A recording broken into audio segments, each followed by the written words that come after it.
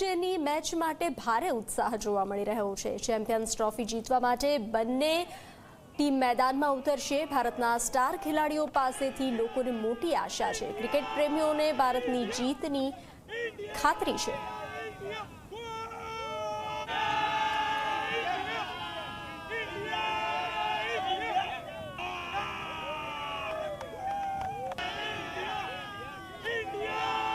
આખી ફાઇનલ આપણી ટીમ બહુ સારી રમી છે ને આજે બી બહુ સારું રમશે। આપણા સ્પિનર્સ બહુ સારા છે ન્યૂઝીલેન્ડ કરતાં, એ હિસાબથી આપણી ટીમ બહુ સારું પરફોર્મ કરશે આજે।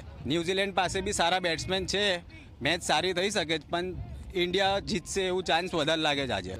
બેટ્સમેન પર રોહિત શર્મા છે, વિરાટ કોહલી છે, બે ઉપર ભરોસો રખાય ને નીચે શ્રેયસ અય્યર છે, બહુ સારા ફોર્મમાં છે અને નીચે હાર્દિક પંડ્યા અને જડેજા છે જ, એ તો એક નંબર ઓલરાઉન્ડર છે આપણા। અને અક્ષર પટેલ બી છે, એ બી સારો રમે છે, એટલે કોઈ ચિંતાની વાત નહીં, જીતશે ઇન્ડિયા જ।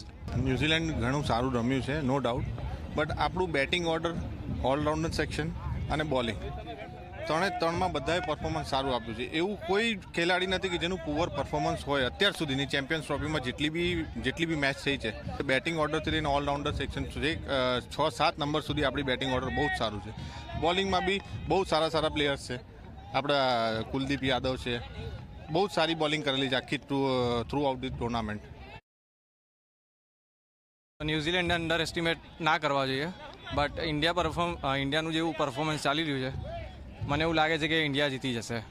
અને વાત કરીએ બેટિંગની તો કોહલી પછી શ્રેયસ અય્યર ફોર્મમાં છે, તો ચિંતાની કોઈ વાત નથી।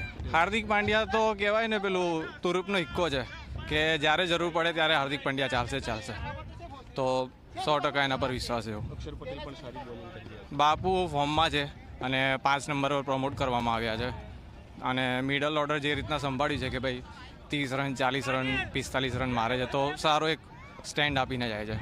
ઘણીવાર મોટી ઇવેન્ટમાં ન્યૂઝીલેન્ડ આપણને ટફ ફાઇટ આપે છે, એટલે ઇન્ડિયા બી સારી રીતે આ વખતે પ્રિપેર છે। જે રીતે ઇન્ડિયા રમી રહ્યું છે, આપણી બેટિંગ ઓર્ડર જોશો તે બી બહુ સ્ટ્રોંગ છે અને બોલિંગ બી આ વખતે જે આપણા સ્પિન ચાલી રહ્યા છે એવા સ્પિન બીજા કોઈના નથી। આપણી પાસે સારા સ્પિનર છે, આપણો અક્ષર પટેલ, રવિન્દ્ર જડેજા છે અને વરુણ ચક્રવર્તી તો ખબર જ છે, એના બોલ અત્યારે બી કોઈના પ્રોપર જજમેન્ટ આવી નથી રહ્યા, એટલે આપણી ઇન્ડિયન ટીમ બી સારી રીતે સ્ટ્રોંગ પોઝિશન પર છે, પણ તો પણ છતાંય ન્યૂઝીલેન્ડને આપણે હલકામાં ના લેવું જોઈએ।